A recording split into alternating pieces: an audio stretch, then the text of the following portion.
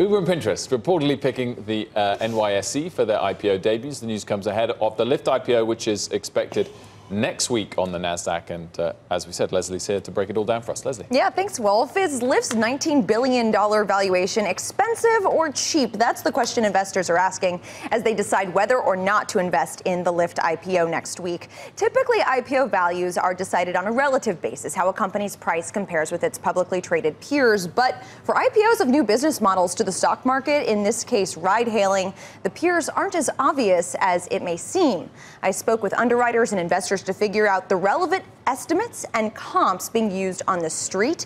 With a 2020 revenue projection of about $4 billion, Lyft would debut around 4.8 times forward sales.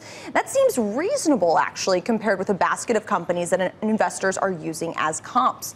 The basket includes delivery names, which trade around 4.5 times, as well as marketplace names, which they're putting more weight toward, those marketplace models, which trade above 7.5 times. Now, sources say Lyft's discount to the basket could give the company scope to price at the high end or above the range, but it's a little too early in the roadshow to have a full picture of investor demand. But that said, a solid debut for Lyft could bode well for the IPOs coming down the pike.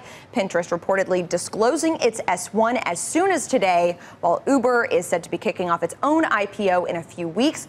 Both of those listings reportedly at the NYSE, guys. Can Uber get a better valuation than Lyft, or whatever Lyft comes out at? Does that sort of set the tone for Uber? So that's what's really interesting about this whole thing, because Lyft is really a pure play ride-sharing company, whereas Uber has all of these other different businesses. Uber is also global, so Lyft will be used as its own little mini basket to assess Uber's valuation, but investors will have to also incorporate a lot more, Uber Eats and the global nature of their business and all these other different dynamics when assessing their valuation.